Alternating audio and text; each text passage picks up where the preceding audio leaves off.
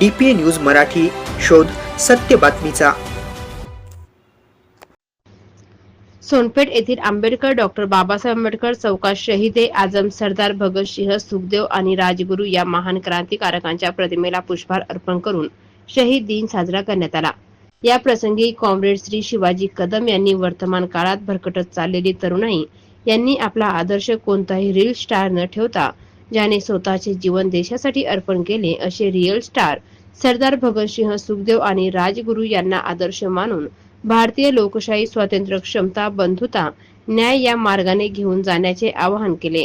त्याचबरोबर प्राध्यापक डॉक्टर विठ्ठल जायभाये यांनी तरुणाईंनी मोबाईल पासून दूर राहून महापुरुषांच्या जीवनाचे वाचन करून तो आदर्श आपल्या जीवनात उतरण्याचे आवाहन आज केले।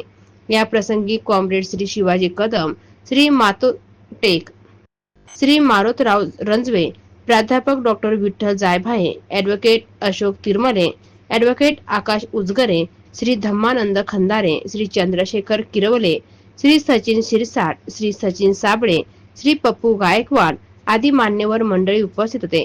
शेवटी इन्क्लाब जिंदाबाद या घोषणेने डॉक्टर बाबासाहेब आंबेडकर चौकात सांगता झाली।